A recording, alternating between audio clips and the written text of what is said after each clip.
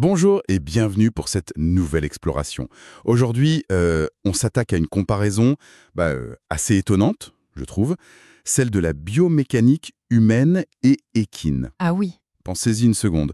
Deux corps, oui, soumis aux mêmes lois physiques, mais qui ont développé des stratégies de mouvement radicalement différentes. c'est ça. D'un côté, l'humain, avec une priorité claire à la mobilité, à la dissociation des mouvements, Mhm.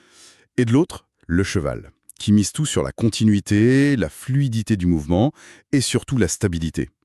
C'est un contraste assez saisissant, non? Effectivement. Et pour nous guider là-dedans, on s'appuie sur une source, comment dire, assez singulière. Ah oui? Laquelle? Une discussion rapportée entre Ferit Garbi, qui est journaliste équin, et un certain Gandour. Gandour. Oui, présenté comme un ancien cheval de course reconverti en ambassadeur du mouvement conscient. Carrément. Un cheval ambassadeur, j'aime bien l'idée. C'est original comme perspective pour parler biomécanique. C'est le moins qu'on puisse dire. Mais ça promet d'aborder les concepts fondamentaux sous un angle neuf. C'est exactement ça. Donc l'objectif aujourd'hui, c'est de dénicher les pépites, si on veut, de cette comparaison anatomique. Voilà. On va regarder de près les plans de mouvement, les axes, les articulations clés, pour comprendre comment ces structures différentes façonnent les capacités et aussi les limites de chacun. Et surtout, voir ce que ça nous apprend sur l'efficacité, la logique même du mouvement en général. Exactement. Prêt? Alors, on plonge dans cette anatomie comparée. On commence par les bases alors. Les fondations, les plans et axes de mouvement. C'est un peu le système de coordonnées pour décrire comment un corps bouge dans l'espace, quoi. Tout à fait. On a trois plans principaux. Le premier, c'est le plan sagittal. Il divise le corps en partie droite et partie gauche. Hmm, comme une coupe verticale de profil. C'est ça. Et les mouvements dans ce plan, c'est ceux d'avant en arrière. La flexion quand on se penche, l'extension quand on se redresse, lever un bras devant soi par exemple. D'accord. Ensuite, deuxième plan, le frontal. On dit aussi coronal. Oui, Celui-là, il divise le corps en avant et en arrière. Et les mouvements, ils sont latéraux. l'abduction, écarter un membre de l'axe. Oui, lever le bras sur le côté, typiquement. Et l'adduction, le ramener vers le corps. Exactement. Et le dernier, le plan transversal ou horizontal. Celui-là, il coupe en haut et en bas. Et c'est le plan des Rotation. tourner la tête, le buste. Voilà. Et ces trois plans, ils s'organisent autour de trois axes perpendiculaires les uns aux autres. Un peu comme X, Y, Z en géométrie, si tu veux. OK. Axe transversal d'une hanche à l'autre pour les mouvements sagittaux, flexion, extension. Logique. Axe antéro-postérieur de l'avant vers l'arrière pour les mouvements frontaux, abduction, adduction. Mhm. Et l'axe longitudinal, vertical, pour les rotations dans le plan transversal. Bon. Et c'est là, j'imagine, que ça commence vraiment à diverger entre nous et les chevaux. Ah oui, carrément. Chez l'humain, notre anatomie, elle nous donne une liberté assez incroyable dans ces trois plans. On a cette capacité remarquable à dissocier. C'est-à-dire, Bouger une épaule sans forcément bouger le bassin, tourner la tête sans le tronc, penser à un danseur ou juste attraper un truc en hauteur tout en regardant ailleurs. C'est très complexe en fait. oui, on a beaucoup de morceaux qui peuvent bouger indépendamment. C'est ça, alors que le cheval, lui, sa priorité, c'est tout autre chose. Sa structure, elle est optimisée pour aller de l'avant, pour la propulsion. Et la stabilité, tu disais? Et la stabilité, absolument, pour supporter sa masse, générer de la puissance. Du coup, le plan sagittal, flexion, extension dans l'axe avant-arrière, il est archi-dominant chez lui. C'est vraiment le plan de sa progression. D'accord. Et les deux autres plans, alors frontal et transversal, ils servent à rien chez le cheval? Ainsi, mais leur rôle et surtout leur amplitude sont beaucoup plus limités. Le plan frontal, ça sert à l'équilibre latéral, surtout dans les virages ou si le terrain n'est pas plat. Logique. Mais sa capacité à écarter ou rapprocher les membres de l'axe, l'abduction-adduction, elle est bien moindre que chez nous. Hmm. Et le plan transversal, les rotations, alors là, c'est très très restreint, surtout au niveau du tronc. Ah oui. Hmm. Oui, le thorax et le bassin du cheval, ça forme un bloc assez rigide, un peu comme un pont, tu vois, fait pour transmettre la force des postérieurs vers les antérieurs. Sans perte d'énergie par torsion. Exactement, minimiser les déperditions. Ok, c'est clair. Le cadre est posé. Humain multimobile un peu dans tous les sens et cheval spécialisé sagittal pour aller droit devant avec force. En gros, c'est ça. Alors, voyons comment ça se traduit au niveau des articulations principales. C'est là qu'on va vraiment toucher du doigt ces choix de l'évolution.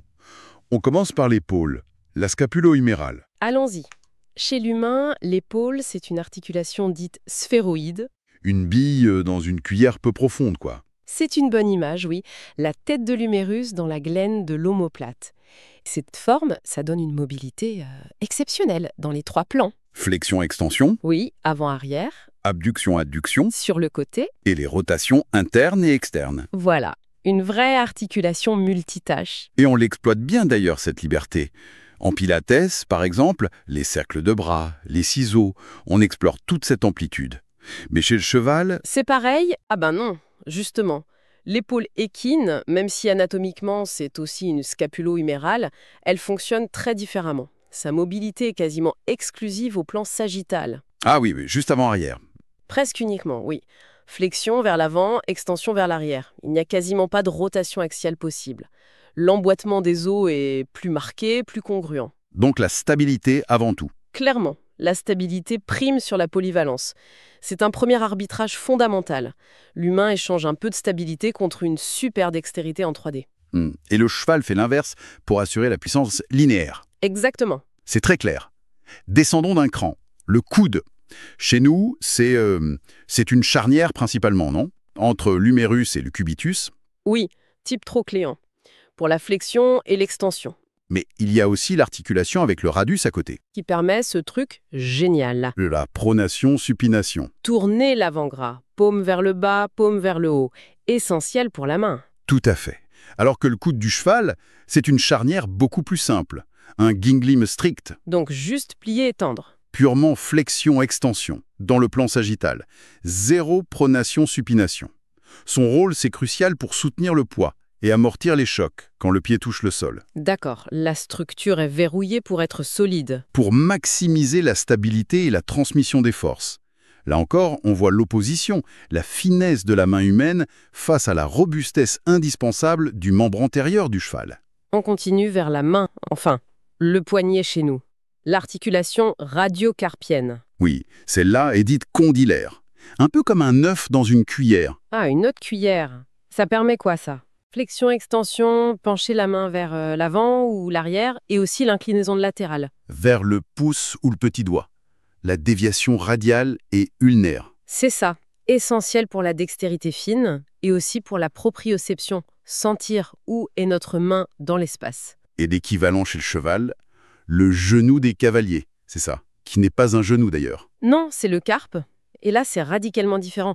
C'est un assemblage hyper complexe de petits os, mais ils sont tenus très forts par des ligaments super puissants. Ça forme un bloc en fait.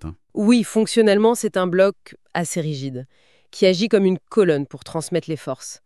Pas de place pour les petits mouvements latéraux fins du poignet humain. Pas le but. Il faut encaisser les chocs à répétition. Exactement. C'est comme comparer un outil d'horloger à un pilier de pont. D'accord. Donc pour le membre avant, le schéma est clair. Chez nous, on multiplie les options de mouvement. Chez le cheval, on canalise tout vers l'avant pour la force et la stabilité. C'est bien résumé. Voyons si ça se confirme pour les membres inférieurs. Enfin, postérieurs chez le cheval. La hanche. Articulation coxo-fémorale. Alors, chez l'humain, rebelote, comme l'épaule. C'est une sphéroïde. La tête ronde du fémur dans la cavité du bassin. Oui, l'acétabulum. Et donc, très grande mobilité dans les 3 plans, flexion-extension, abduction-adduction et les rotations internes-externes. D'ailleurs, contrôler cette mobilité tout en gardant le bassin stable, c'est un gros enjeu en pilates, par exemple. Tout à fait. Et pour le cheval, sa hanche est aussi libre que la nôtre? J'imagine que non. Beaucoup moins, non. C'est aussi une coxo-fémorale, mais sa mobilité est bien plus restreinte. La flexion, l'extension dans le plan sagittal, ça domine, mais largement. C'est le moteur principal pour la propulsion arrière, j'imagine. Exactement. Les postérieurs sont très puissants. Par contre, l'abduction, l'adduction et surtout les rotations, c'est très limité. Par la forme des os, par la tension des ligaments, des muscles. Donc c'est une articulation faite pour pousser fort vers l'avant, pas pour faire des grands écarts ou des pirouettes. C'est ça. Le moteur arrière est puissant, mais très spécialisé. Intéressant. On descend encore. Le genou humain, Les articulations fémorotibiales et fémoropatellaires. Une charnière modifiée, c'est ça? Oui, modifiée parce qu'elle permet une grande flexion-extension, mais aussi, quand le genou est fléchi, une petite rotation du tibia sous le fémur. Ah oui, cette petite rotation. Et chez le cheval, l'articulation qui correspond le mieux, c'est le jarret, tibio-tarsienne, plus bas sur le membre postérieur. Et lui, il est comment? C'est une charnière beaucoup plus stricte que notre genou. Elle ne permet que flexion et extension. Juste sagittal, encore une fois. Oui, les ligaments sur les côtés, les collatéraux, sont extrêmement forts. Ils empêchent tout mouvement latéral ou de rotation. Tout est fait pour une propulsion linéaire, stable et maximale. La spécialisation, toujours. Toujours. Et tout en bas, notre cheville et notre pied. La cheville principale, la tibiotalienne, elle gère la flexion. Dorsale et plantaire. Lever ou pointer le pied. Mhm. Et juste en dessous, il y a l'articulation soutalienne. Qui permet l'inversion et l'éversion.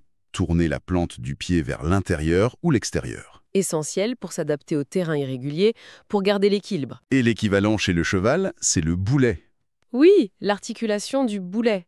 Métatarso ou métacarpophalangienne, c'est aussi une sorte de charnière qui fonctionne quasi uniquement dans le plan sagittal. Flexion-extension. Pas de surprise là. Mais elle a une caractéristique assez remarquable. Un effet ressort très puissant. Ah, comment ça? C'est dû en grande partie aux gros tendons fléchisseurs qui passent derrière. Ça joue un rôle énorme dans l'amortissement des chocs et dans la restitution de l'énergie élastique. Ça aide à rebondir en quelque sorte. Oui, ça contribue beaucoup à l'efficacité de la locomotion, surtout aux allures rapides. C'est moins une articulation pour s'adapter finement au sol qu'un ressort dynamique. Fascinant. Il nous reste un élément majeur à comparer, la colonne vertébrale. Ah oui, le centre. Chez nous, c'est toute une structure incroyable de polyvalence, non?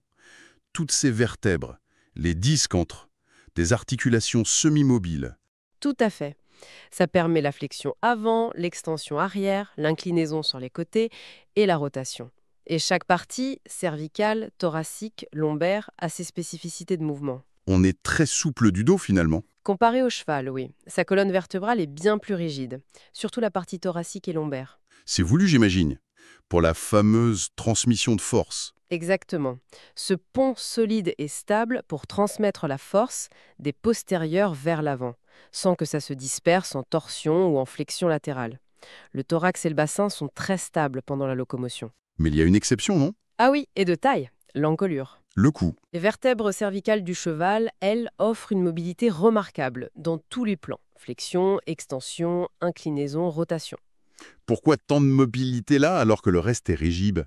C'est essentiel pour son équilibre. L'encolure agit comme un balancier. C'est aussi crucial pour s'orienter, voir où il va et bien sûr pour brouter, pour manger.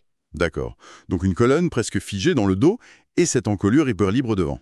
C'est fou comme contraste. C'est vraiment ça. Si on essaye de synthétiser tout ça, chez l'humain, on a une multitude d'articulations capables de bouger dans plusieurs plans. Épaules, hanches en 3D. Poignets, chevilles, qui combinent des plans. La colonne super polyvalente.